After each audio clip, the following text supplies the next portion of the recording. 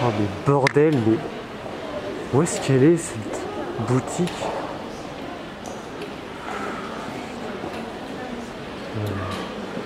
Oh, excusez-moi, monsieur, Oui. bonjour. Bonjour. Est-ce que vous pourriez m'indiquer la boutique Jeux des cartes Bordeaux, Ah s'il bah vous plaît? oui bien sûr, écoutez c'est très simple. Alors, vous voyez les échafaudages? Écoutez, c'est simple, ça fait 1 an qu'ils sont là. Donc c'est simple, vous suivez le tunnel rouge. Ensuite, vous allez passer la rue des Aventuriers du Rail. Là, vous continuez les tranchées de mémoire 44. Vous longez le mini-trottoir et à un moment, sur votre droite, vous aurez Jeux des cartes Bordeaux, juste en face. Donc là, je traverse. Non, vous pourrez pas. Et n'allez pas à gauche non plus. Hein. Ça, c'est pas bien. C'est les ruines de Nawak. Non, ce qu'il faut, c'est continuer, dépasser la boutique, puis revenir en arrière, et ensuite, vous verrez le magasin. Alors, vous avez tout bien retenu? Je crois que je vais aller à la Fnac plutôt.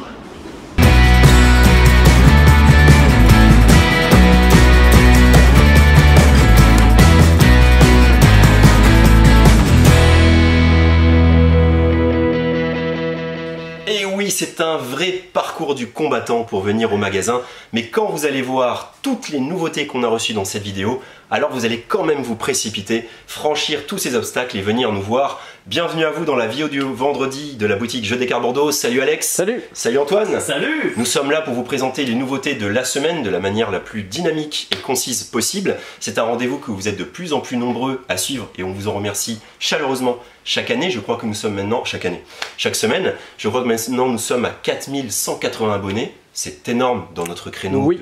du ludique. Alors, un grand merci, vraiment. On va d'abord parler de l'actualité du magasin. Ça, vous pouvez le zapper si vous avez la timecode et vous pouvez arriver sur les nouveautés. Mais l'actualité importante quand même, c'est la vidéo de la semaine dernière où Alice vous présentait une nouvelle contrée. Tout était parfait, tout était très bien expliqué. Il n'y a que la date de sortie qui n'était pas exacte et nous tenions à le corriger puisque Olibrius nous a contacté, Olibrius Édition, pour nous préciser justement la vraie date. Elle n'est pas exacte non plus, mais ça n'est pas l'année prochaine.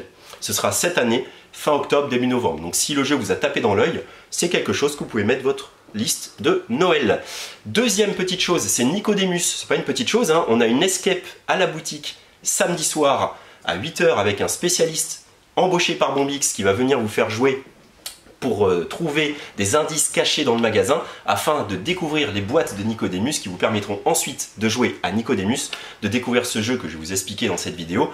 Donc c'est super. Peut-être vous vous dites il n'y a plus de place, laisse tomber, j'ai pas le même pas. Ben non, il reste au moment où je vous parle 5 places. Donc vous pouvez appeler au magasin, vous pouvez nous contacter via Facebook, via Instagram, via le site internet. Vous pouvez encore vous inscrire pour ce samedi, une escape. Et on joue à Nicodemus, un excellent jeu à deux dans l'univers de Imaginarium. Voilà. Ensuite, la dernière actualité, c'était le concours. Le concours oui. Où Antoine jetait ses dés pour gagner 2 très jolies pistes de dés offertes par Offline Edition, avec lesquelles nous commençons à travailler sur des très belles pistes de dés que vous avez vues, puisqu'Alex vous avait montré toute la gamme qu'ils ont, et elle est nombreuse. Ce concours, eh bien, il fallait deviner quel était le résultat du jet de dés d'Antoine. Alors vous avez été nombreux à vous baser sur les probabilités et on a eu moult réponses avec des 7. Antoine a-t-il fait un 7? Est-ce qu'il a fait un truc aussi naze? Non. La vidéo tout de suite. J'ai fait 5 et 6, c'est un 11. Parmi toutes les personnes qui auront répondu 11, vous avez été tirés au sort. Et bien les gagnants, voici votre nom qui s'affiche en bas de la vidéo en ce moment. Bravo à vous. Passez à la boutique les récupérer ou donnez-nous vos coordonnées qu'on puisse vous les envoyer. Bye bye. Et oui, vous l'avez vu, il fallait jouer l'originalité. Si Antoine jouait à Catan, alors il produirait tout de suite quelque chose avec un 11, ce qui est très rare. Le 11, vous êtes 2 à l'avoir nommé, et ça tombe bien, il y avait 2 pistes de dés. Et donc c'est Fanny, tu as juste mis Fanny dans ton commentaire sur YouTube, donc on t'invite à nous recontacter. Et Sandra Ramos, vous êtes 2 à avoir misé sur le 11, vous avez bien fait, vous avez gagné une piste de dés offerte par Offline Edition. Bravo. La vidéo du vendredi commence tout de suite parce qu'elle est très chargée, il y a plein de belles nouveautés, de beaux retours en stock, vous allez voir tout de suite avec ça.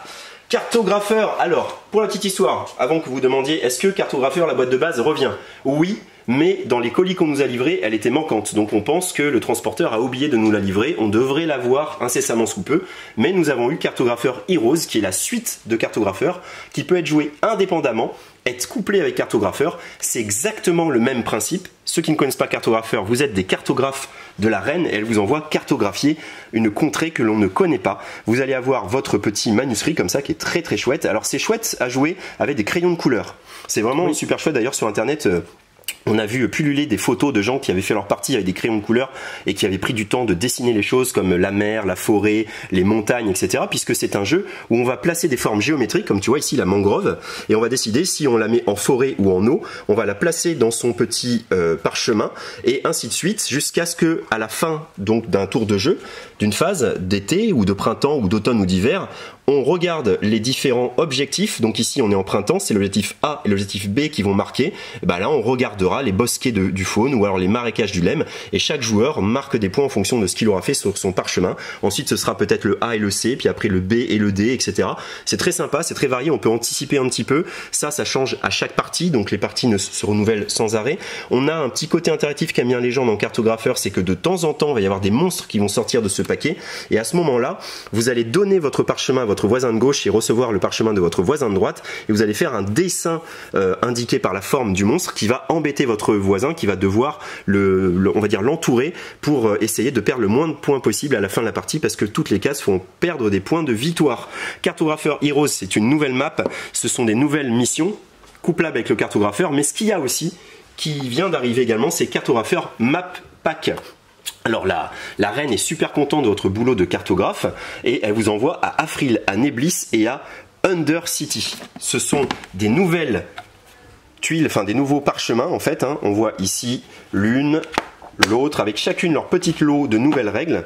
Voilà, donc très sympa si vous avez cartographeur, que vous voulez pas passer tout de suite à Heroes, mais que vous voulez juste enrichir votre expérience de cartographeur, et avec voilà des nouvelles aussi missions, voilà des petites cartes d'événements qui vont se passer.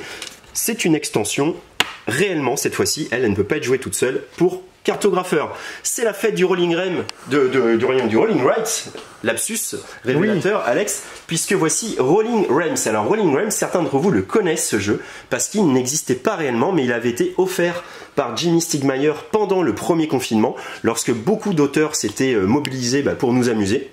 Et d'ailleurs ce jeu avait été relayé par la chaîne du Passe-Temps et Simon, qui avait organisé des soirées jeux autour de Rolling Realms où il avait bien expliqué le jeu et où on pouvait jouer tous ensemble. Et c'est un jeu de roll and write très expert, vraiment très intéressant aussi. Je vais vous expliquer un peu comme ça, que vous ayez une petite idée. C'est un jeu où beaucoup de gens disaient « Ah, mais c'est dommage qu'il n'existe pas pour de vrai ».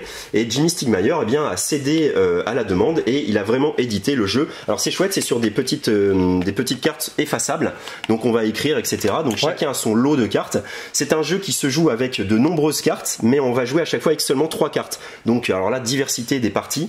Vous remarquerez que chaque carte a le nom d'un jeu édité par Stonemaier Édition, donc Tapestry, Between Two Cities, Euphoria, Sight, Wingspan, Between Two Castles, Shatterstone, My Little Sight, Pendulum, Viticulture et The Society. Ce sont ces d'ailleurs mêmes jeux que l'on retrouve un peu dans ce dessin fort original. Oui. Et maintenant, le principe du jeu, c'est quoi? C'est de faire des points de victoire, des étoiles. Chaque carte va marquer des points de manière différente et va vous demander de placer les chiffres de manière différente, un peu à la manière d'un Trek 12. Vous allez jeter les dés, alors il fait pas semblant quand il met des dés dans la boîte, c'est des gros dés, on peut pas dire qu'on les verra pas, et on va annoncer les deux chiffres et on va les écrire ici, 5 et 4, et ensuite on va les remettre sur 2 cartes différentes. On peut jamais mettre 2 chiffres sur la même carte. Okay. Alors on va pouvoir jouer avec différentes cartes, donc on va prendre 3 au hasard. Un joueur va mélanger son paquet de cartes, va annoncer les 3 cartes pour la partie, chaque joueur va prendre ces 3 cartes là et on va jouer avec ces 3 cartes là. Alors on va aller vite, mais chaque carte, hop, je vous avais sorti ça. Chaque carte va marquer des points de manière différente. On voit que on a Between Two Castles où le principe c'est de remplir les numéros des cases en commençant par le bas, voilà, et que on doit toujours avoir un chiffre supérieur au chiffre qui a été mis en dessous.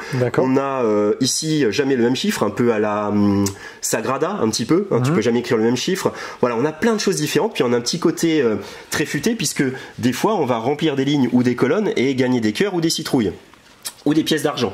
Et les cœurs et les citrouilles et les pièces d'argent, ben, ça vous permet, alors vous allez les cocher ici, vous allez pouvoir les dépenser, ben, ça vous permet d'améliorer votre jet de dés. Évidemment, vous allez pouvoir améliorer de 1 ou enlever 1 à votre face de dés, vous allez pouvoir changer la valeur du dé, vous allez pouvoir écrire 2 fois le même chiffre dans un même château, alors que normalement c'était pas possible. Bref, on peut faire plein de choses avec ce jeu, c'est très très riche selon les cartes qui vont sortir, c'est vraiment passionnant à jouer, Rolling Rhymes.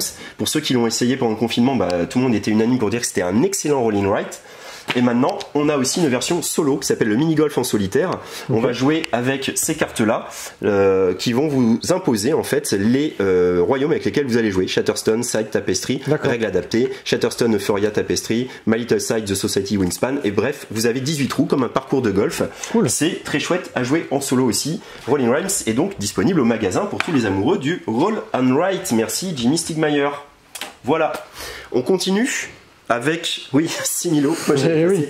Alors Similo, ça n'est pas une nouveauté, c'est une gamme maintenant qui fonctionne du tonnerre. Il y a Similo conte, histoire, mythe, animaux sauvages. Et voici les monstres. Alors le travail de Nayad est toujours exceptionnel. Hein. Oui. On va vous le montrer parce que c'est ça qui fait aussi le grand succès du jeu, on va dire. On va jouer avec tous les monstres des différentes mythologies et des dessins animés. Enfin voilà, c'est vraiment super super joli. Alors le principe de Similo, on va dire que c'est un jeu coopératif à communication restreinte, puisqu'on va avoir des cartes sur la table qui représentent donc des monstres, un joueur qui est le maître du jeu, qui parmi ces cartes en a une à faire deviner mais qui ne peut pas dire exactement laquelle et qui va se servir des autres cartes pour trouver un point commun ou un point différenciant avec la carte qu'on tente de faire deviner. Donc quand je la pose droite, ça veut dire que la carte que je viens de poser a un rapport avec la carte qu'on cherche. Quand je la pose face cachée, ça veut dire que la carte n'a pas de rapport avec la carte qu'on recherche. Et les autres joueurs vont donc essayer de discuter en disant bah regarde, cette carte elle a un rapport avec la carte qu'on recherche, donc quelles sont les cartes qui n'ont pas du tout de rapport avec celle-là pour les éliminer. C'est un jeu à élimination, on ne doit pas trouver la carte du premier coup, on doit d'abord en éliminer une, puis 2, puis 3, puis 4, et à la fin, il devrait rester la bonne carte. Dès qu'on élimine la bonne carte, on a perdu la partie, c'est un coopératif, puis on n'a qu'une envie, c'est en refaire une partie. Là où Similo prend de l'ampleur, c'est quand on mélange les boîtes. Hein. Par exemple, on pourrait mélanger Similo monstre avec Similo histoire, et on aurait des personnages d'histoire à faire deviner à l'aide de monstres. Ce serait rigolo. Oui. Et puis on peut faire ça avec les contes, etc. C'est très drôle quand on mélange les boîtes, puisque du coup, les cartes qui sont ici ne sont pas les mêmes qui sont à faire deviner, et qui sont pour aider à deviner. Voilà. Similo monstre est donc disponible au magasin, la gamme continue et c'est chouette.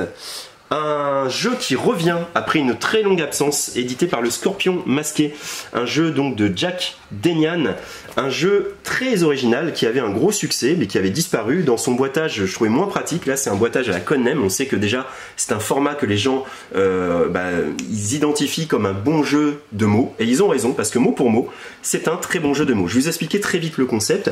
Mot pour mot, c'est un jeu d'affrontement d'équipe contre équipe dans un tir à la corde de lettres. Vous allez avoir des lettres qui sont au centre du plateau comme ça et qui sont matérialisées par des jetons. Maintenant, vous avez une équipe qui va annoncer un thème à l'autre équipe. L'autre équipe va devoir répondre à un mot correspondant à ce thème. Donc le thème, c'est une chose poilue. Alors l'autre équipe, elle dit un chat. Ils ont 28 secondes pour ils ont 30 secondes pour dire le mot et ensuite l'épeler et bouger chaque lettre. On voit que le C, hop, on déplace d'une case. On voit que le A, il n'y est pas parce que c'est une lettre très commune. Toutes les lettres n'y sont pas. Et que les T, qui était déjà à 2 doigts de nous appartenir, et ben ça y est, on l'a sorti du plateau. Et c'est ça le but, c'est de sortir un certain nombre de lettres pour gagner la partie. Donc c'est très tactique parce que des fois, vous allez annoncer un mot en essayant de trouver une lettre, par exemple, qui a le U. On voit que l'équipe adverse est à 2 doigts de sortir le U, donc une chose poilue avec un U, je ne sais pas, mais peut-être qu'on aurait pu dire quelque chose qui aurait fait qu'on récupérait le U. Voilà, c'est un jeu d'ambiance, c'est un jeu rigolo, on épelle, on se combat au tir à la corde, enfin vraiment c'est un petit bijou mot pour mot. Si vous le connaissez pas, essayez-le, ça fait des très bonnes soirées. On continue en parlant de bonnes soirées avec mes amissons. Un chameau. Pardon. Une chose poilue. Ah oui, c'est vrai en plus. Et puis tu faisais bouger plein de lettres. C'est ça qui est chouette. On va avoir un peu de contraintes. Ça fait penser un peu à Olé Guacamole. Oui. Voilà. Mes amissons, on reprend le sérieux de cette explication. Le droit de perdre. Alors c'est pas du tout sérieux justement. Donc c'est pour ça qu'on peut se permettre cette petite incartade. Alors mes amissons, c'est un jeu. C'est très rigolo. C'est un jeu basé sur les recherches qu'on fait sur Google. Quand vous tapez dans le moteur de recherche des débuts de phrases, par exemple, comment faire semblant de 3 petits points, et ben vous avez Google qui vous met, on va dire, les recherches les plus communément demandées par les gens. Alors les créateurs de ce jeu-là se sont amusés à taper plein de choses et à noter toutes les sélections de Google, des choses les plus incroyables et des fois un peu inquiétantes. Et le but du jeu, en fait, c'est deux équipes qui s'affrontent, un maître du jeu qui va lire une situation, et en fait, les équipes vont devoir trouver les mots ou les phrases qui ont été tapées par les gens qui recherchaient sur Google, des choses qui ont trait à cette recherche. On avance sur le plateau, le but c'est d'arriver sur la ligne d'arrivée. C'est assez classique, ça rappelle un peu comment dire, la famille en or, là, quand on essayait de trouver ce que les Français avaient le plus répondu dans des sondages. C'est plus moderne parce que c'est basé sur internet et les recherches Google, mais ça fonctionne, c'est rigolo, c'est très étonnant. C'est ce petit côté un peu pigeon-pigeon parce que des fois on est à milieu de s'imaginer ce qui avait été dit, hein, puisque tu vois que comment faire semblant de dormir, travailler, tiens c'est rigolo, hein, de pleurer, de chercher un emploi, de fumer les réponses des et de rire. Voilà. Et ce qui est rigolo, c'est que des fois il y a des réponses où il y aura des petites têtes.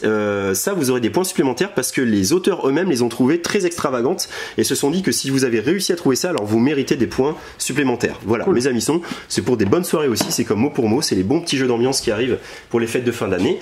Donc voilà, je vais laisser la parole à Antoine qui va enchaîner avec un bon retour en stock. Hello, salut YouTube. Et oui, en effet, c'est Codex Naturalis qui est de retour.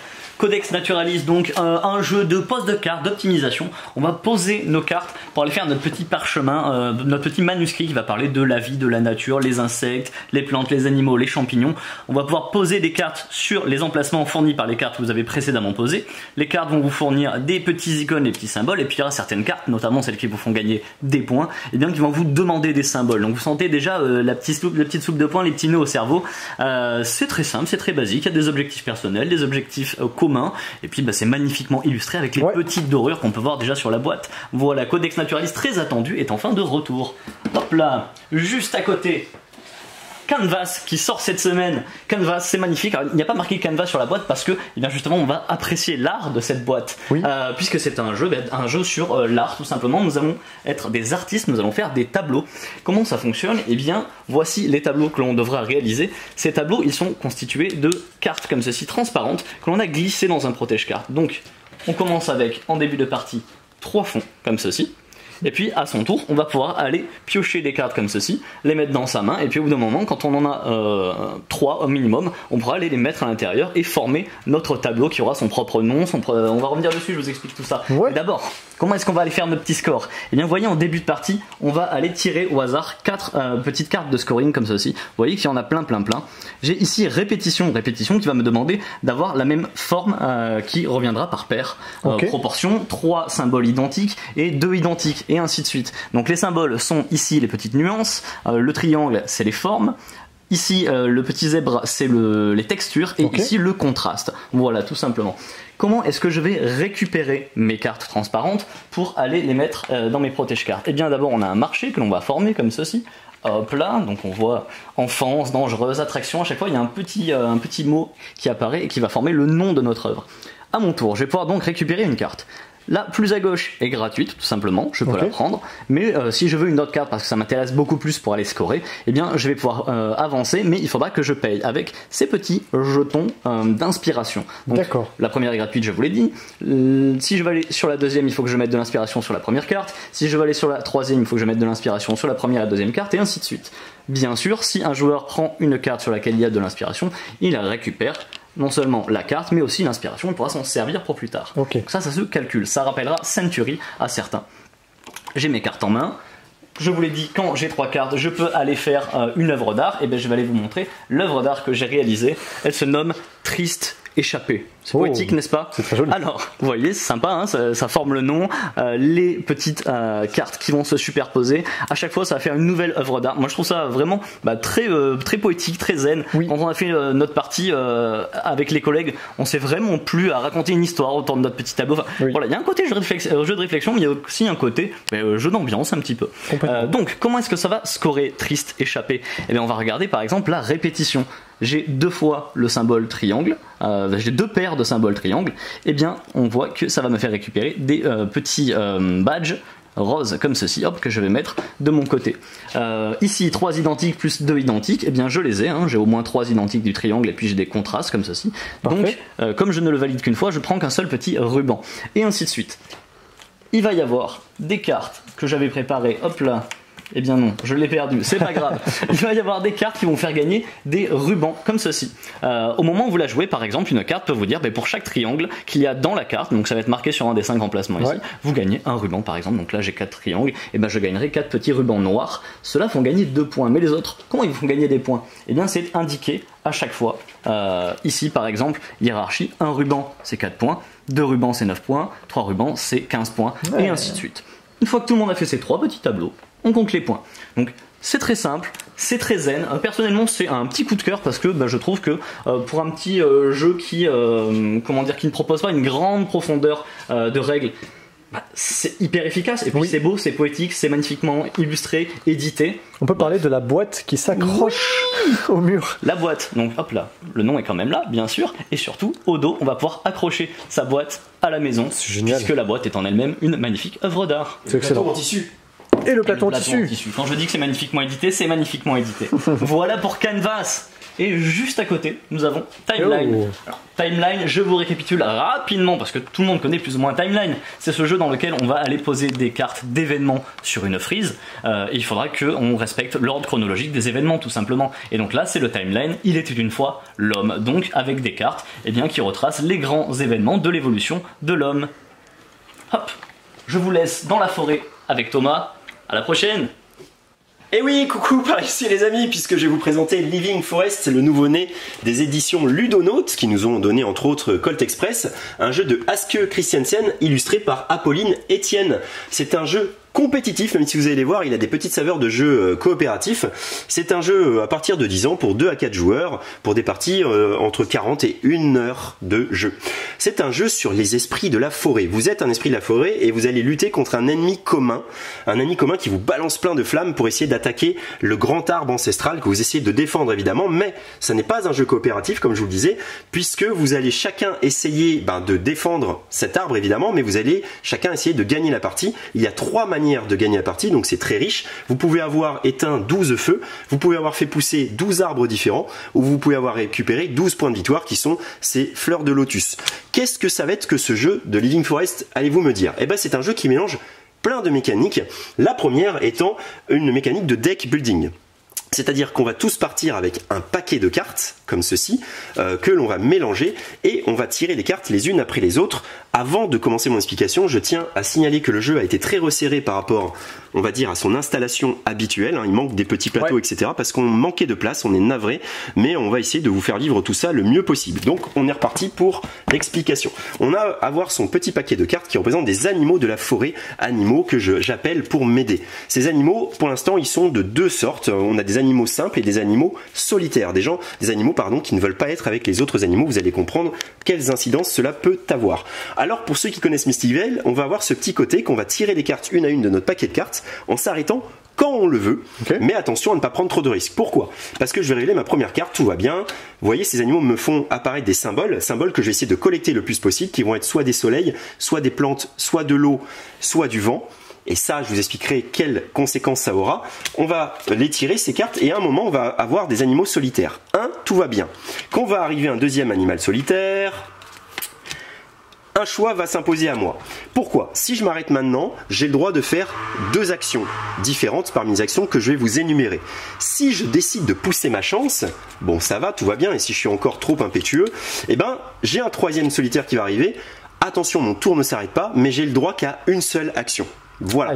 Et donc voilà, le dilemme du stop ou encore va arriver par-dessus un deck building, puisqu'évidemment vous l'avez deviné, afin d'améliorer mon deck et d'avoir plus de chances de piocher plus de cartes, je vais aller récupérer des cartes dans un marché, cartes où il y aura des animaux grégaires qui auront un petit symbole blanc comme ça, et un symbole blanc annule un symbole noir. Donc on a ce petit côté aussi, on va pouvoir mieux maîtriser son paquet de cartes. Évidemment, dans ces différentes zones de cartes, on va avoir des animaux plus puissants qui vont m'amener des symboles différents. Des fois, on voit que le pivert m'amène 2 symboles de plantes et un symbole de point de victoire. Déjà, on va faire ça pourquoi?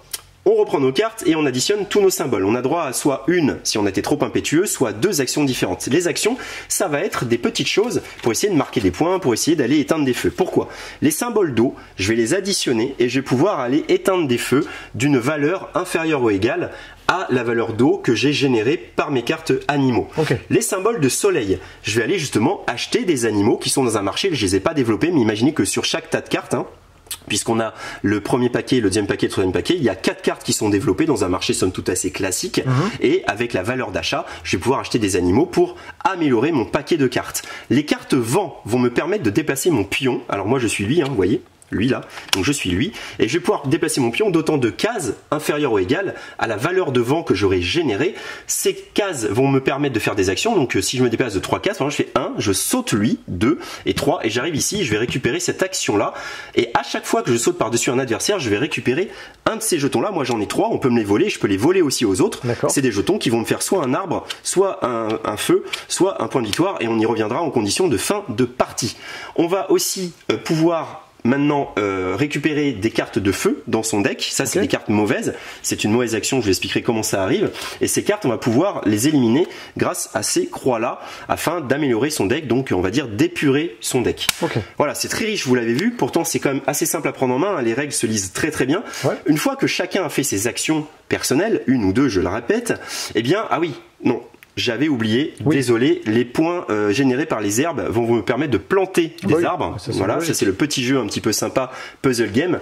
Et quand je vais planter mes arbres, je vais essayer d'en avoir 12 différents parce que c'est une condition de victoire. Mais j'ai aussi essayer de développer des bonus qui sont dans les coins de mon plateau. Ici, et aussi je vais essayer de développer des colonnes parce que pour chaque colonne remplie j'aurai ces symboles là de manière permanente qui vont améliorer mes capacités, soit d'eau, soit de soleil, soit de vent. Voilà, il y a quand même beaucoup de choses à faire. Je vois aussi que dans cette ligne-là, je vais pouvoir gagner 2 points de victoire. Bien sûr. Maintenant, je reviens, une fois que chacun a joué ses différentes actions liées à ces différents symboles, le jeu va jouer, un peu comme dans Pandémie et tout ça, et dans tous ces jeux coopératifs. Et le jeu méchant, il va additionner toutes ces valeurs de flamme, et il va attaquer chaque joueur individuellement.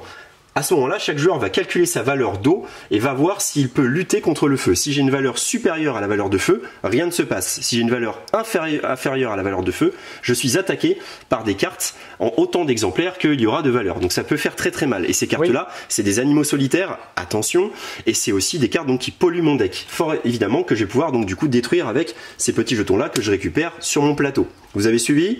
Voilà.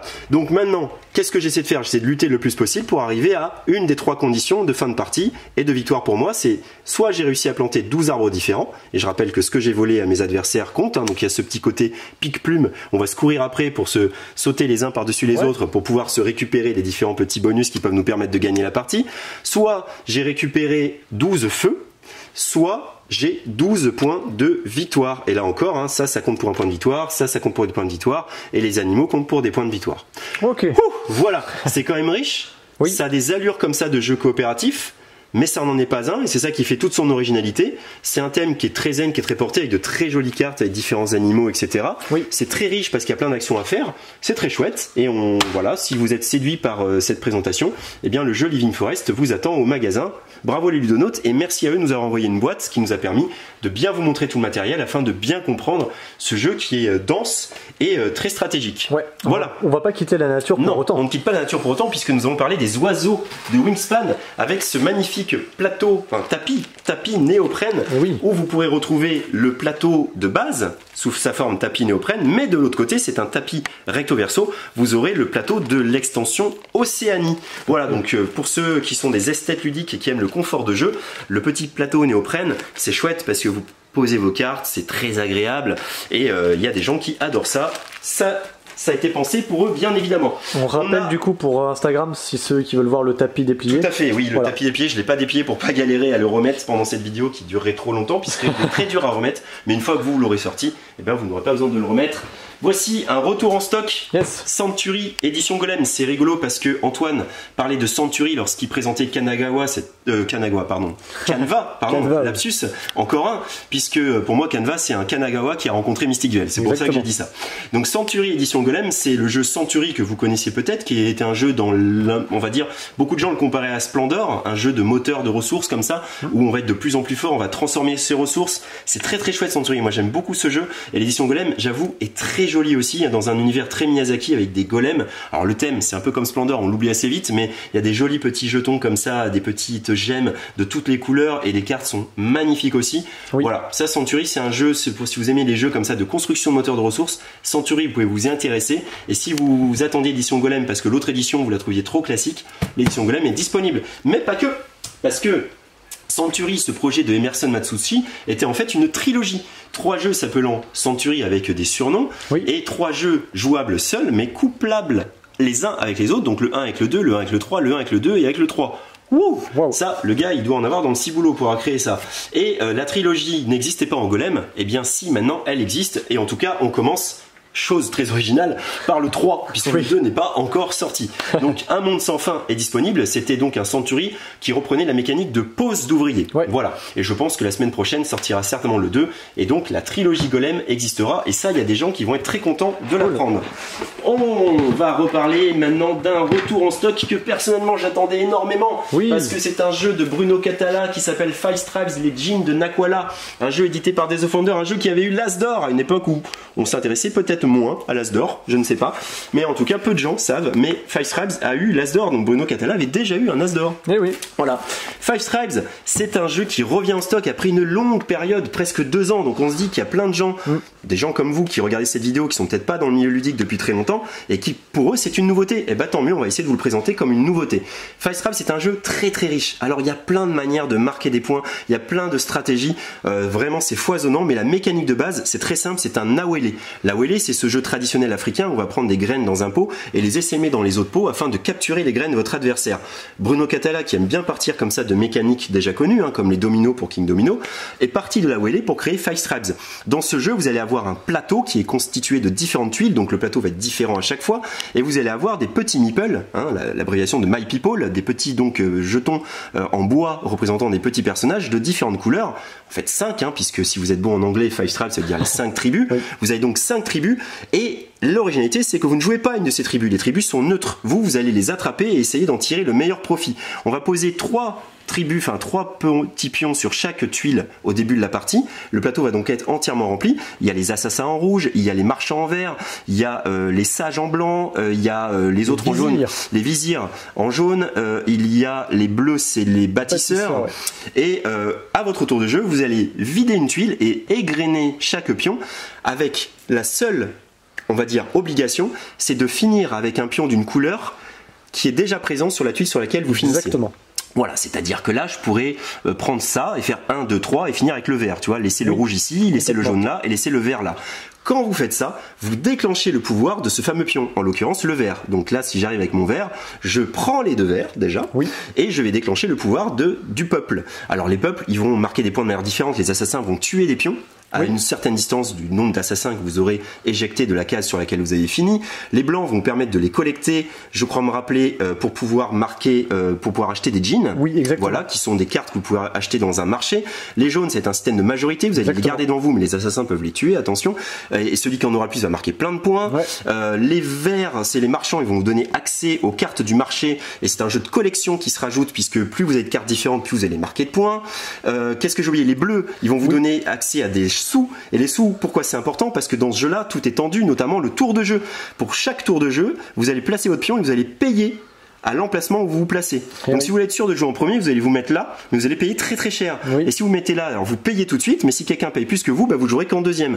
Dans ce jeu là, au début ça va, il y a plein de coups possibles, mais plus ça va aller, plus les pions vont se faire rares, puisqu'à chaque fois je rappelle qu'on enlève les pions, et dans ce cas là, des fois on va payer très très cher vers la fin pour faire ce fameux coup qui nous permet de marquer plein de points et de surtout pas jouer en troisième, parce qu'après il n'y aura plus de possibilités.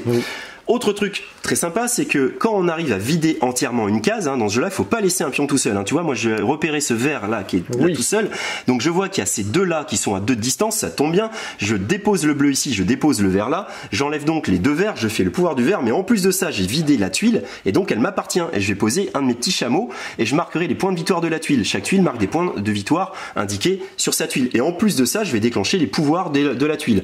Bon, vous l'avez compris, Five Stripes c'est super riche, c'est vraiment un jeu excellent, c'est un bijou, c'était une honte qu'il ne soit plus édité, c'est un plaisir de voir que Days of Wonder a refait des exemplaires de Five Stripes. On ne peut que vous le conseiller, si vous ne connaissez pas le jeu de société, foncez, c'est une perle, et en plus il n'arrive pas seul, c'est ce qui est génial, il arrive avec l'extension Les Artisans de Naquala.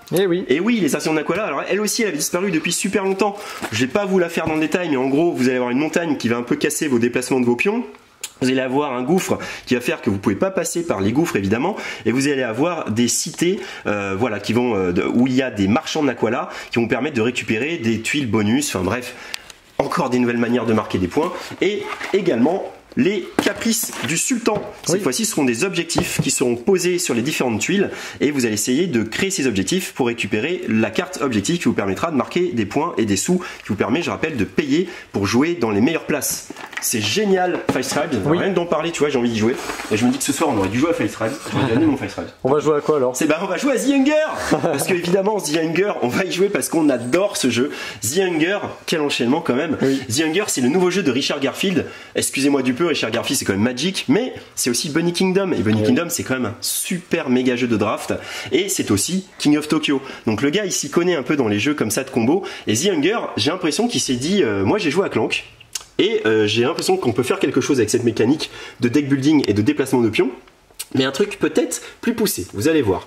Moi perso, je le dis tout de suite, j'annonce la couleur, je préfère The Hunger à Clank, et je vais essayer de vous expliquer pourquoi The Hunger est aussi génial. Déjà son thème, vous êtes des vampires qui avaient la dalle, et vous allez quitter votre château, vous déplacer pour aller mordre des humains qui sont dans ce marché, donc ça déjà je trouve ça génial, et vous allez vous déplacer grâce à vos cartes de pouvoir. Alors au début c'est un deck building, donc vous allez partir avec votre deck à vous, hein, voilà, donc moi je suis elle, hein.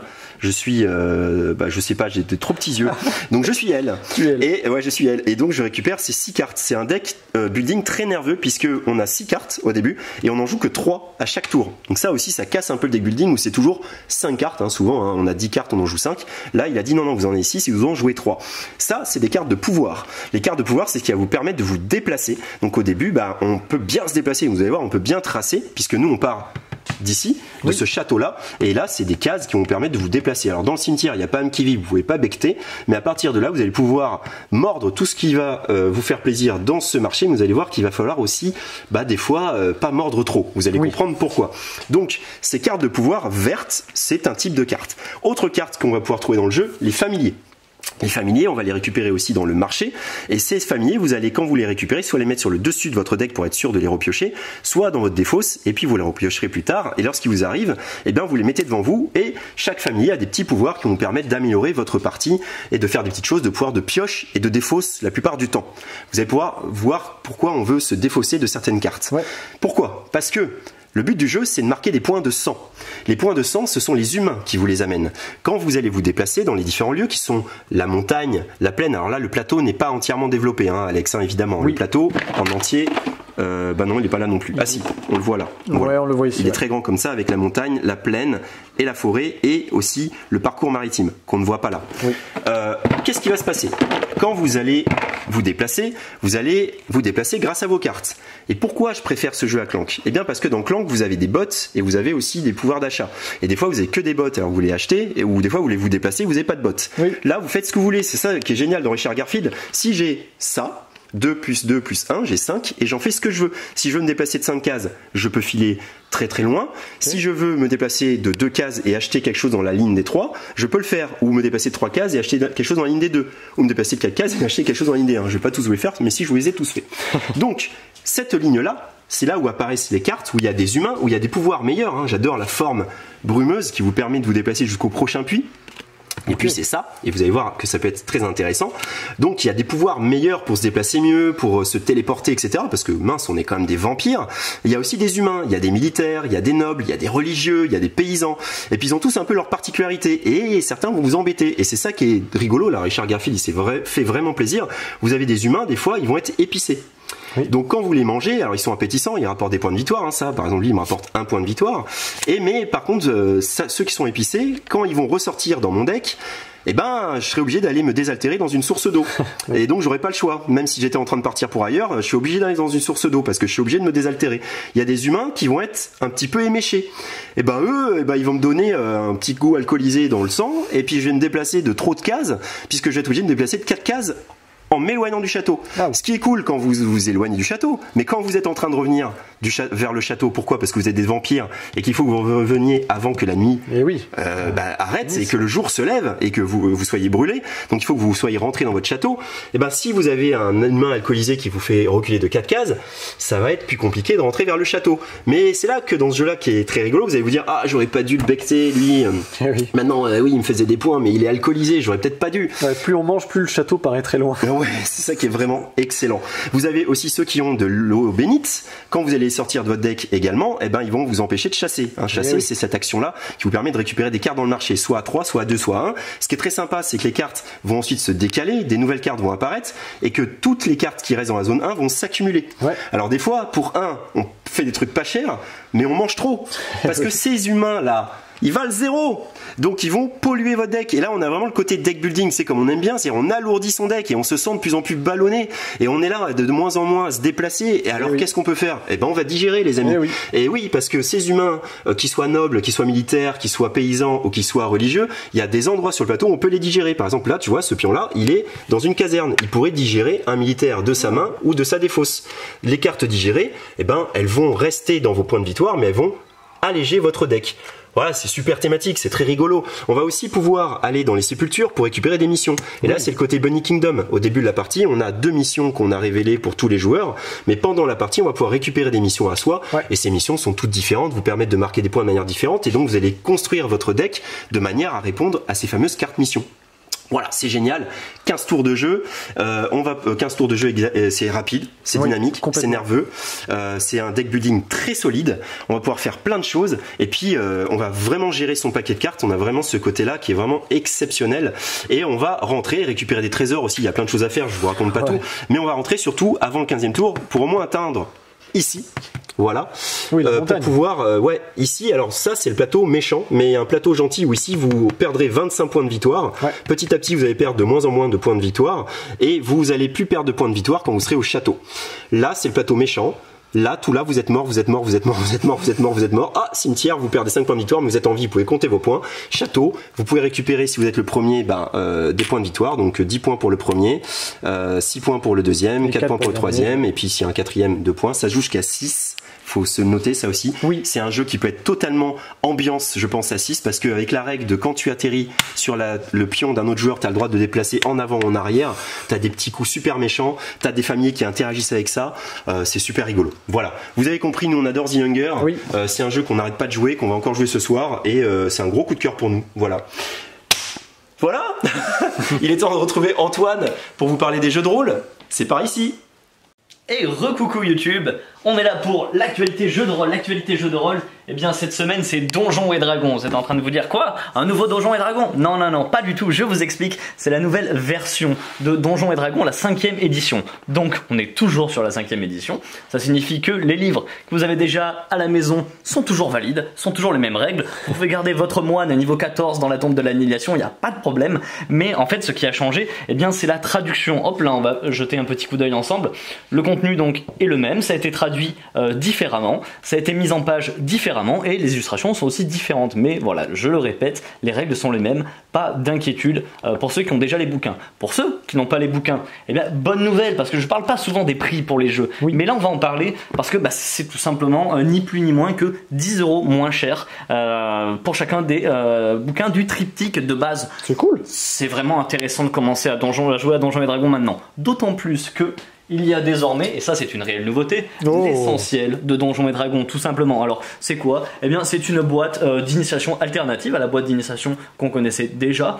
C'est une boîte d'initiation que je trouve personnellement plus complète. Il y a vraiment beaucoup de matos. On va le faire rapidement.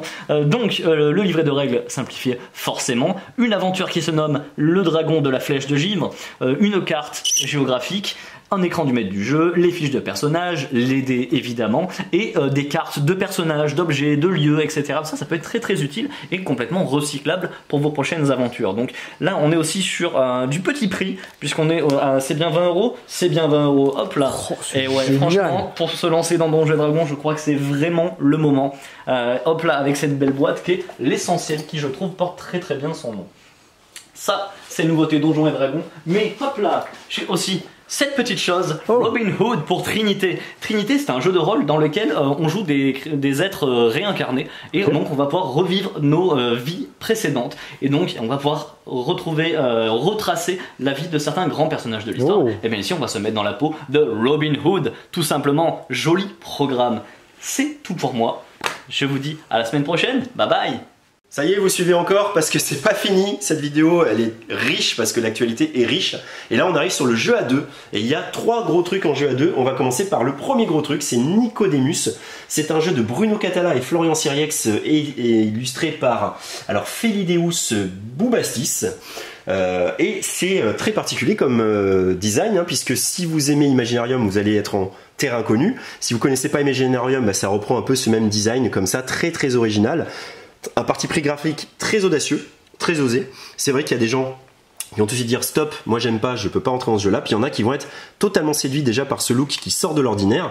C'est une des forces déjà de Imaginarium et c'est une force également de Nicodemus qui a été gardée, puisque Nicodemus c'est un peu une version A2 d'Imaginarium sans que ce soit le même jeu. On va retrouver ces machines à rêve qu'on va construire grâce au charbonium, au cuivre, aux cristaux et au bois. Ça on connaît si on connaît Imaginarium. Mais on va avoir un jeu à deux très interactif où on va avoir des petites saveurs de Seven Wonder Duel, où tout ce que vous faites, eh bien vous le faites, mais des fois vous ne faites pas parce que vous ne voulez pas laisser trop d'opportunités à votre adversaire, parce que tout ce que vous faites aura des conséquences sur les capacités de votre adversaire. Qu'est-ce qui va se passer dans Nicodemus? Le but du jeu, c'est une course au point de victoire. Le premier a 20 points de victoire, mais fin à la partie. Et puis, si c'est pas le premier qui avait joué, l'autre joue pour qu'il y ait le même nombre de tours de jeu. Et peut-être qu'il peut être battu. Donc maintenant, on a aussi un jeu à objectifs. Ça n'est pas le cœur du jeu, mais c'est une manière de marquer des points.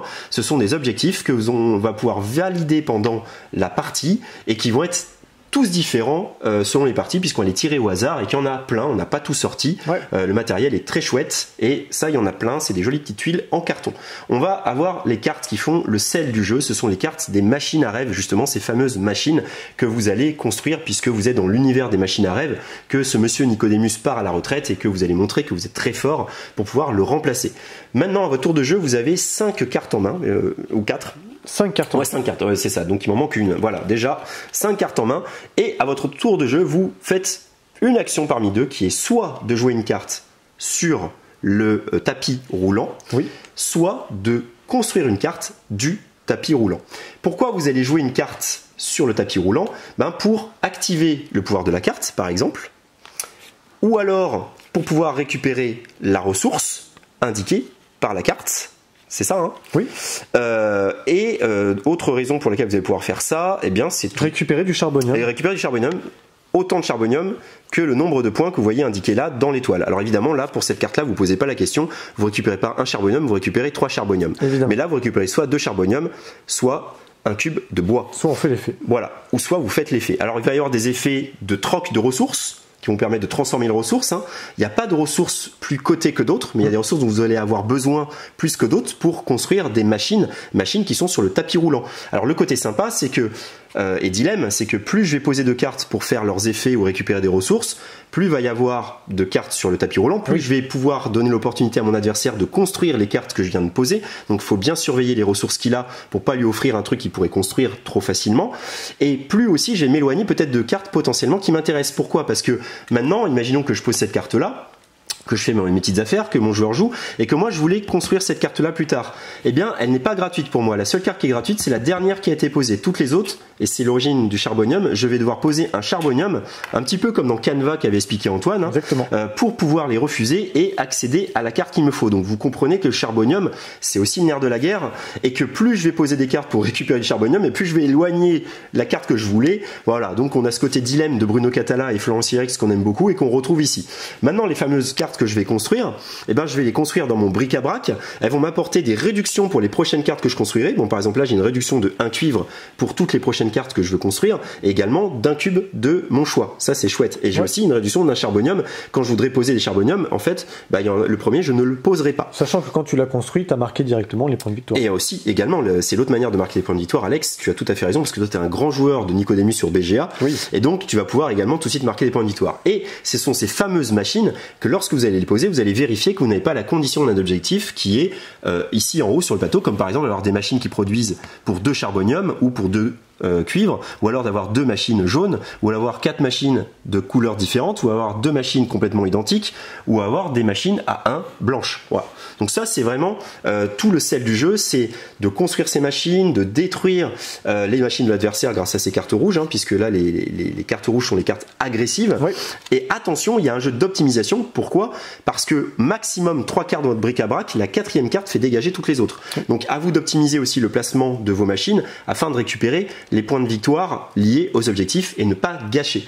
Voilà, grosso modo, c'est le jeu, c'est super efficace, on retrouve tout le sel de ce qu'on aime bien du côté dilemme, interaction. Il y a une petite règle un peu méchante que je vais rajouter. Ah oui, il y a la règle des ressources. Ouais, puisque les ressources sont limitées. Vide, tu as tout à fait raison. En fait, quand on prend les ressources dans la réserve et qu'il n'y en a plus dans la réserve, on les prend à son adversaire. Et ça, c'est génial parce que si vous voulez faire du stacker vos ressources en essayant d'étouffer votre adversaire, ça ne fonctionne pas. Ça n'est pas comme dans Seven Wonders Duel, vous ne pouvez pas faire de l'embargo sur des ressources. Au contraire, à vous de vite les dépenser parce que sans ça, ça vous servira à rien. Il va vous les piquer votre adversaire avant que vous les ayez dépensés. Et les ressources, elles sont pas en grande quantité, vous pouvez le voir. Ouais. Et moi, j'adore. Je trouve que les petits cubes de cristaux, de cuivre et de charbonium, bon, les cubes de bois sont somme toute assez classiques, mais voilà. Les cartes, on vous montre un petit peu le côté très original, hein. Voilà, un truc qui a des dents comme ça. On l'a pas précisé, mais le visuel est très parlant, hein. Ce qu'il y a évidemment à gauche, là, les ressources, c'est ce qu'on vous demande pour payer en fait, pour construire la machine. Hein. Je sais pas si ça a été précisé, mais ça, non, c'est peut-être un oubli de ma part. Ça, c'est les points de victoire, ou alors le nombre de charbonium que je récupère. Bien sûr. Ça, c'est la ressource que je récupère si je décide de faire le pouvoir de ressources. Et ça, c'est le pouvoir de ma machine également, qui m'est possible d'appliquer quand je la mets sur le tapis roulant. Exactement. Voilà, j'espère que vous avez bien compris le jeu. Alors il y a un petit porte-carte qui est sympa, voilà, ça c'est chouette. Le matos c'est vraiment très chouette, le plateau est très joli. Le boulot a été super bien fait par Bombix, mais comme d'habitude, j'ai envie de dire, hein, quand on a joué à Lueur, quand on a joué à Codex Naturalis, évidemment, quand on a joué à Petit Peuple, qui va sortir bientôt également chez Bombix, on sait qu'ils mettent des petits plats dans les grands, et c'est encore le cas ici. Et en plus, le jeu est super intéressant à deux. C'était un jeu très attendu par ceux qui veulent un jeu un peu à la Seven Wonders Duel. Ouais, voilà. Complètement. Ah, à toi de parler parce qu'on va parler de Roméo et Juliette, un retour en stock, changement de distributeur, toujours Silex qui l'édite mais un autre distributeur. Le jeu avait disparu des étals, le voilà de retour. C'est un jeu à deux que tu as particulièrement joué et que je te laisse expliquer. Tout à fait, donc je vais très brièvement l'expliquer. Roméo et Juliette, c'est un jeu coopératif que pour deux. Un joueur va jouer Roméo, l'autre joueur ou joueuse va jouer Juliette, et on va essayer de faire prospérer l'amour. Et oui, et on va essayer d'éviter de faire gagner la haine. Comment ça va se passer à chaque tour? On va avoir des cartes de lieux et des cartes de personnages. Chacun a ses lieux et ses personnages qui lui sont propres. On a un plateau ici qui est en réalité la boîte de jeu qui sert de plateau où il y a différents lieux et les différents personnages vont s'y déplacer. On va essayer de se retrouver dans un lieu commun pour faire prospérer l'amour. Donc Juliette va choisir un lieu ainsi qu'un chaperon et Roméo va choisir un lieu ainsi qu'un chaperon qui va l'accompagner dans ce lieu. Avant de choisir le lieu dans lequel on va se rendre, on peut se donner rendez-vous grâce à des missives. Par exemple, Juliette dit je dépense une missive pour te donner rendez-vous au balcon. Et puis Roméo, malheureusement, ne peut pas y aller parce qu'il n'a pas la carte. Donc il va dire non, je te propose plutôt qu'on se retrouve à Vérone. Et dans ce cas-là, Juliette peut très bien dire très bien, moi je valide. Dans ce cas-là, on joue chacun un lieu et on révèle le lieu et le chaperon qu'on a choisi. Ce qui fait qu'on va se déplacer avec son chaperon dans ce lieu-là. Si on s'y retrouve, l'amour progresse d'une case, il faut arriver jusqu'au bout pour gagner la partie. Si on s'y retrouve pas, on gagne une missive. La petite subtilité, c'est que les personnages vont se déplacer en fonction des lieux dans lesquels vous allez, qui activent des déplacements. Et les familles, évidemment, comme ce sont les Montaigu et les Capulet, ils n'aiment pas être ensemble. Donc gérez bien les déplacements des familles, parce que si les Capulet et les Montaigu se retrouvent dans un lieu, la haine va augmenter. Et pire que ça, il y a un petit pion spécial en violet, qui est l'allégorie de la haine. Si jamais il y a un pion, ou plusieurs d'ailleurs, dans le même lieu que l'allégorie de la haine va augmenter aussi. Donc gérez bien ça. C'est un excellent jeu, on va dire, à communication restreinte, avec un matos mais magnifique, et la boîte se déplie en fait en croix comme ça, et fait le plateau. Je trouve ça génial. Il y a un mode difficulté qu'on peut moduler en fonction des chapitres. Grâce aux petites cartes qui sont là. Exactement, des petites cartes d'événements vont arriver, ils vont tout chambouler, ils vont déplacer le prêtre qui est très intéressant d'ailleurs, qui a un petit pouvoir de médiateur, on va dire. Donc très cool, vraiment, si vous cherchez un très bon jeu coopératif à deux avec une excellente rejouabilité, foncez sur Roméo et Juliette. C'est un jeu de Julien Protière et Jean-Philippe, je ne vois pas, pardon, désolé. Sahut, c'est ça? Sahut, illustré donc par David Cochard. Et Julien Protière, c'est celui qui avait fait aussi La Marche du Crabe. Excellent. Qui est un excellent jeu à deux qu'on vous conseille fortement également. Donc Roméo et Juliette est de retour en stock et ça fait plaisir. Oui. Et bien on reste dans Vérone, vois-tu, parce que c'est apparemment un thème que les créateurs de jeux à deux aiment bien, puisque voici Verona Twist avec cette petite place d'Italie. Moi j'aime bien, vue de haut comme ça. Et tiens, originalité, Roméo et Juliette qui sont de retour. Et c'est un jeu d'affrontement à deux, asymétrique. On va retrouver des petites saveurs de Mr. Jack. Ouais. Voilà, pour ceux qui aiment. C'est un jeu du chat et de la souris, un peu comme dans Mr. Jack, comme ça, où un joueur va essayer de se cacher le plus possible avant que l'autre le découvre. En l'occurrence, la nourrice connaît les identités de Roméo et Juliette, qui se sont déguisés sur cette place en deux personnes différentes. Vous avez 1, 2, 3, 4, 5, 6 personnages sur la place de l'Italie, et vous avez les 15 on va dire, couples possibles qui existent. Et le but on va dire, de Capulet, ça va être de trouver quel est le couple en question. Donc au début, la nourrice va sortir 2 tuiles du paquet de 6, et donc ça c'est le couple en question. C'est donc, je n'ai pas préparé, mais c'est donc ce couple-là. Exactement. Et il va falloir le protéger le plus longtemps possible. 7 tours de jeu, donc 7, 6, 5, 4, 3, 2, 1. Et donc si au bout de 7 tours, vous n'avez toujours pas été trouvé, parfait, la nourrice a gagné. Si au contraire vous avez été trouvé, Capulet a gagné.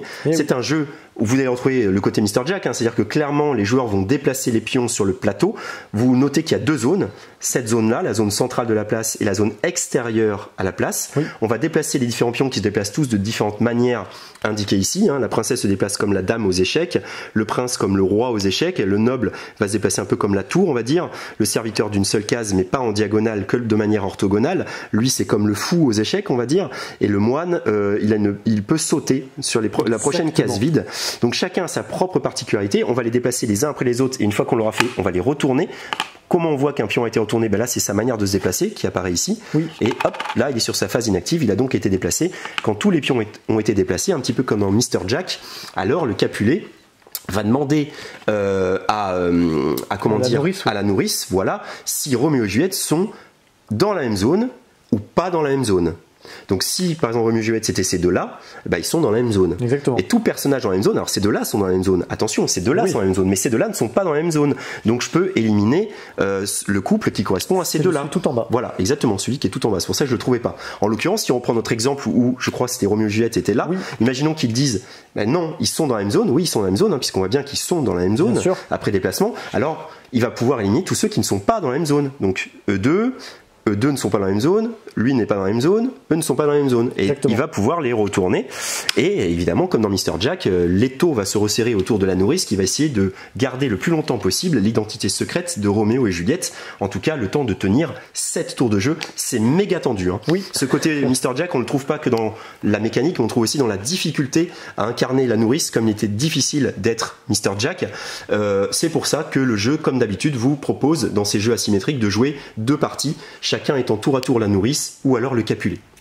Très sympa, très simple, très tactique, on sent que ça va fumer du cerveau, sachant que chaque déplacement est différent, on sent que plus on va jouer à ce jeu, plus on va pouvoir compiler les différentes possibilités et déplacements de chaque pion. Ça sent très bon, ce Verona Twist. Voilà. Et on va finir par Marie Magique. Les enfants. Ouais, Marie Magique, vous vous rappelez, dans la vidéo des 3000 abonnés, c'est un jeu que je vous avais présenté, puisque Matago, avec sa branche Matago Kids, nous avait gentiment prêté une boîte. C'était une grosse exclue, parce que la vidéo de 3000 abonnés, elle remonte, puisqu'on en est à 4180. Et que le jeu, maintenant, est arrivé dans les étals. Et moi, j'adore ce jeu, parce que j'ai joué avec ma petite fille, et que j'ai vu ses yeux briller en jouant à ce jeu-là. C'est un jeu à partir de 3 ans. Attention, on parle d'un jeu pour les petits. Mais c'est chouette, parce que c'est un beau matériel, parce que c'est une belle histoire. En gros, Marie, c'est une petite fille qui essaie d'être comme toutes les petites filles alors qu'elle a des pouvoirs magiques. Et elle s'habille le matin et sans faire exprès, elle va enchanter certains de ses habits. Et il faut vite qu'elle les retrouve pour pas que les autres sachent que c'est une fille qui a des pouvoirs magiques. Donc, les habits enchantés, ils sont magiques. Et qu'est-ce qui est magique? C'est l'aimant. Et oui. Parce que Marie est un petit aimant. Vous allez avoir une pile de cartes ici, vous demandant de retrouver son balai magique qu'elle a enchanté par mégarde. Il y a 5 exemplaires de chaque ustensile, ses chaussures sont en 5 exemplaires, son chapeau, ses petits bas et son balai évidemment. Et parmi les 5 balais, il y en a 3 de magiques et 2 qui ne sont pas magiques. Votre but c'est de retrouver tous ceux qui sont magiques. Alors vous allez... Oh, balai magique! Et donc je peux garder la tuile, la mettre de côté. Maintenant c'est à toi Alex de trouver où est sa cape magique. Oui, cape magique! Mais ça aurait pu être... Oh non, mais c'est magique. pas une cape magique. Alors il va falloir se rappeler, il y a un petit peu de mémoire évidemment, de se dire ok, c'est pas une cape magique. Donc il faut me rappeler parce que il y a d'autres capes qui vont sortir dans le paquet de cartes. Et évidemment, il faudra se rappeler qu'ici il faut pas y aller. Et vu qu'on sait qu'il y a 3 capes magiques et 2 pas magiques, en fonction des capes magiques déjà gagnées, ben on sait combien il reste de capes magiques à retrouver. J'ai envie de jouer à ça, moi. Mais ouais, franchement, l'enfant va faire des petites comme ça, des petites tactiques, stratégies. Il va commencer à avoir une pensée stratégique, tout en jouant avec la mémoire, tout en jouant avec cette magnifique petite figurine de Marie et ce côté magique, cette joie. Là, tu vois, là, t'es pas joyeux là quand tu fais ça. Mais là, t'es joyeux. Et t'as ce petit clic de l'aimant que j'adore. Il y a Cluster pour les adultes, il y a Marie magique pour les enfants. C'est un petit bijou. C'est génial qu'il soit enfin disponible. Moi, je vais l'acheter pour ma petite fille. On se retrouve derrière le comptoir très très vite. Oui. Avant de se retrouver dans l'arrière-boutique pour vous présenter Murano, qu'on vous avait aussi présenté dans la vidéo des 3000 abonnés, et qu'on a reçu et qu'on a envie de vous faire partager parce qu'on y croit beaucoup à Murano. Et alors là, voilà, derrière le comptoir, vous voyez, il n'est pas très très gros, hein, parce qu'il y a eu plein de choses qu'on vous a montré dans le détail, et on espère que vous avez apprécié. Munchkin Warhammer Age of Sigmar a son extension, qui s'appelle Mort et Destruction, c'est la 2e extension. Oui. Voilà. Pokémon a sa boîte de coffrets de dresseurs d'élite pour les millions de joueurs de Pokémon qui appellent tous les jours au magasin. Donc le coffret dresseur d'élite est disponible, il s'appelle Évolution Céleste. Il nous reste des boîtes, voilà, parce qu'on a eu un peu plus de boîtes que prévu et que tout n'est donc pas réservé. Donc à vous maintenant d'appeler à temps parce qu'il en reste très peu, mais il en reste quand même. C'est pour ça que je me permets de vous la montrer. Et Star Wars X-Wing a sa fureur du premier ordre. Voilà, des beaux véhicules pour ce jeu de déplacement comme ça, très malin, qu'est Star Wars X-Wing. Voilà, la vidéo n'est pas vraiment finie, mais merci de l'avoir suivie. On se retrouve juste derrière pour vous présenter Murano. Et nous sommes de retour dans l'arrière-boutique du magasin Jeux des Cartes Bordeaux pour vous montrer Murano, l'arrière-boutique où vous avez déjà découvert Medo, Cora, Nouvelle Contrée et plein d'autres en exclusivité. Donc on espère que ça vous plaît, cette petite pastille de fin de vidéo. Murano, c'est un jeu que déjà vous connaissez un petit peu parce qu'on avait eu un prototype très avancé lors de la vidéo des 3000 abonnés. Et c'est un jeu qui nous a énormément plu et qui pour moi a une histoire un peu particulière puisqu'il y a 2 ans à Cannes, on me l'a montré. Et j'ai eu un vrai coup de cœur pour ce jeu-là. Je me suis dit, mais bon sang, je joue plus trop à Azul, je joue plus trop à tous ces jeux un petit peu comme ça. Mais celui-là, il avait tout ce que j'aime et je vais vous expliquer tout son attrait, tout son intérêt dans cette mécanique vraiment très originale et dans cette simplicité, cette fluidité, mais ce grand côté très stratégique et très tactique, très optimisation. Vous allez voir dans l'explication qui va suivre. Avant ça, on va vous montrer avec des petites photos. Ce qui est intéressant aussi, c'est de voir d'où vient ce jeu. À quel niveau il a été au tout début, puisque là Alex est en train de vous montrer la toute première photo qui représente le tout premier prototype de Murano, et là vous voyez qu'on est très très loin de ce que vous avez vu en caméra. Là c'est le boulot d'éditeur qui arrive, c'est le boulot de tous les designers, etc. Parce qu'on a un jeu qui ressemble pas du tout au produit fini que vous avez vu, et il faut arriver à projeter le jeu final, partir de mécanique, etc. C'est des allers-retours entre le créateur du jeu, l'éditeur, etc. C'est passionnant à suivre. Nous on l'a un petit peu suivi, donc on a la 2e photo que va mettre Alex maintenant, puis la 3e photo, et là on voit que ça ressemble de plus en plus à ce que va être Murano, parce que cette idée de roue circulaire qui va pivoter dans un sens et dans l'autre va arriver vers la fin, mais elle va faire vraiment tout le charme du jeu, donc ça aurait été dommage que ça n'y soit pas. On a un jeu qui va se développer donc dans son matériel, et ça on le voit toujours avec les photos, et puis voilà, maintenant on revient sur le jeu en lui-même, Murano, qui est là, qui n'est pas encore disponible. Il va être montré à Essen et il arrivera bientôt en magasin, et on va vous expliquer pourquoi on l'aime autant ce petit jeu comme ça, parce que eh bien on a eu un petit coup de cœur sur Murano. Voilà, donc Murano c'est un jeu où on va incarner des artisans verriers qui vont faire des très belles œuvres d'art en verre. Alors là on les voit sous ces formes de cartes, là, je te montre, voilà. Donc on a des œuvres vraiment en verre qui ont été prises en photo, je pense, et qui ont été mises sur ces cartes. Et chaque œuvre va avoir en fait des couleurs qu'on va retrouver et qu'on va devoir récupérer sur son plateau d'artisan. Ici, plateau d'artisan, très joli aussi, qui n'est pas creusé mais qui donne l'impression de l'être. Et donc ça fait une belle qualité aussi. Ces cartes-là, donc, ce sont des objectifs hein, pour les gens qui connaissent les jeux à la Splendor, les choses comme ça. On voit que pour construire cette carte, il me faut 2 verres bleus, un verre jaune, un verre vert. Et là, écoutez, Non, c'est pas du plastique, c'est vraiment du verre. Donc là aussi, l'immersion dans le jeu, elle est totale. C'est vraiment des petites perles de verre. Et pour les daltoniens, ça a été fait de différentes couleurs pour qu'ils distinguent le bleu, le rouge, le vert, le jaune et le transparent, qui est un joli petit cœur. Donc ça, ce sont des ressources qu'on va récupérer dans ce marché. Je vais vous expliquer comment. Pour, en fait, marquer ces petites cartes-là. On en a 5 au début de la partie. Et le premier qui fait ces 5 cartes gagne la partie, enfin met fin à la partie, et on va compter les sous, puisque le but du jeu c'est de s'enrichir, et c'est celui qui aura le plus de lyres devant lui qui gagnera la partie. Maintenant, particularité de Murano, si vous connaissez un petit peu Bonanza, eh bien c'est qu'on n'a pas le droit de changer l'ordre des cartes que l'on nous a distribuées, c'est-à-dire que la première carte que je vais devoir faire, c'est celle-là, puis celle-là, puis celle-là, puis celle-là, puis celle-là en dernier. C'est donc un jeu d'optimisation, de se dire, bon, là je vais avoir besoin de 3 jaunes une fois que j'aurai fait celle-là, donc je vais collecter aussi mes ressources de manière à anticiper tout ça. Les optimisateurs vont se régaler. Mais c'est quand même un jeu qui est bienveillant, parce que je vous dis, on n'a pas le droit, dans les règles de base évidemment, mais vous avez des petites actions annexes que vous allez pouvoir faire, où vous allez devoir payer une lyre, alors ça coûte des points de victoire, parce que je rappelle que les lyres c'est des points de victoire, pour déplacer n'importe quelle carte à n'importe quel endroit.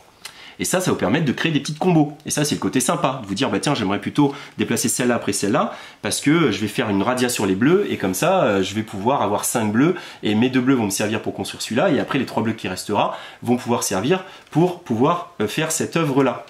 Ça, c'est le cœur du jeu. C'est de l'optimisation, c'est de la prise de ressources, du dépôt sur son petit plateau, on va optimiser parce qu'on n'a que 8 emplacements, et que lorsque l'on vend une œuvre, lorsque l'on fait une œuvre et qu'on enlève les tuiles, enfin les petites tuiles de verre, eh bien on va compter les emplacements vides et c'est autant de lyres que l'on va récupérer. Donc si vous avez été un artisan propre qui a fait que tout est dégagé par la vente de votre œuvre, eh bien vous récupérez 8 lyres, c'est le maximum. Si vous êtes un peu plus brouillon ou que vous voulez peut-être optimiser pour garder pour les futures œuvres, eh bien c'est autant de lyres que vous aurez perdu. Le côté dilemme va se poser, vous le voyez très clairement.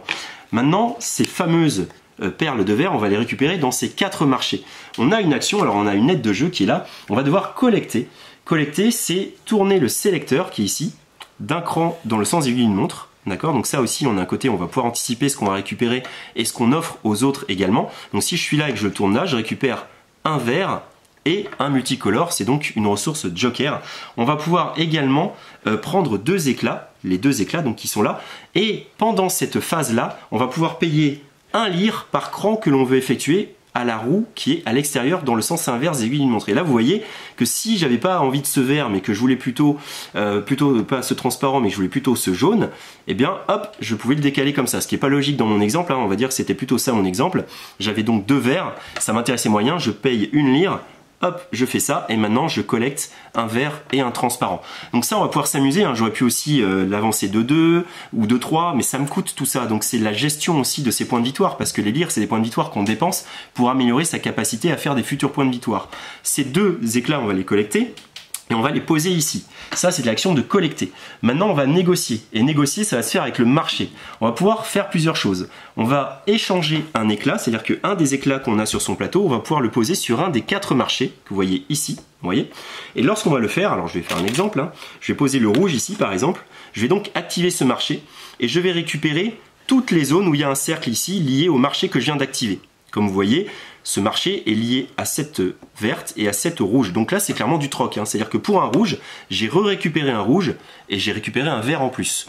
Également, vous constaterez que la ressource joker, elle n'est jamais concernée par les marchés. On ne voit qu'elle n'est pas dans l'arc de cercle, donc on ne pourra jamais la récupérer par cette action-là. Ça, c'est l'action d'échanger. On va pouvoir faire l'action d'acheter. Pour 2 lyres, on va pouvoir acheter tout un marché. Au début, il n'y a un seul éclat de vert dans chaque marché. Mais par nos actions de vouloir récupérer les perles liées au marché, on va remplir ces marchés. Maintenant, autre action, pour 2 lyres que je dépense, je vais pouvoir récupérer tout ça. Et ça va se rajouter du coup à ces fameuses pierres de verre que j'ai récupérées en sélectionnant le sélecteur. Et ensuite, maintenant, je vais pourquoi pas pouvoir faire une œuvre. Ça, c'est possible. Ou alors, avant, je vais pouvoir aussi vendre. Et pourquoi je vends ? Je vends autant d'éclats que je veux pour seulement 1 lyre. Pourquoi c'est intéressant ? C'est pour rendre plus propre mon établi dans l'opportunité que j'ai de construire un objet qui me permettrait, en effet, du coup, de dégager les éclats de verre qui polluent mon établi pour pouvoir dégager tous les éclats de verre qui sont nécessaires pour la construction de mon objet et pour avoir un établi propre comme tout et pour marquer 8 lyres d'un seul coup. Voilà, on va jouer comme ça de nombreux tours, hein. C'est très simple, hein, mais le jeu est toujours bienveillant, vous avez toujours plein de choses à faire. En fait, dans ce jeu-là, vous n'êtes jamais bloqué. Vous vous dites, ok, je peux faire ça, je peux amener ça ici, je peux récupérer ça, je peux vendre ça. On peut tout faire, et ça, c'est vraiment très sympathique, mais ceux qui vont gagner, c'est ceux qui auront mieux optimisé que les autres, ceux qui auront moins gâché d'actions, ceux qui auront moins gâché des lyres pour faire des actions bonus. Maintenant, ces cartes, elles ont un double intérêt.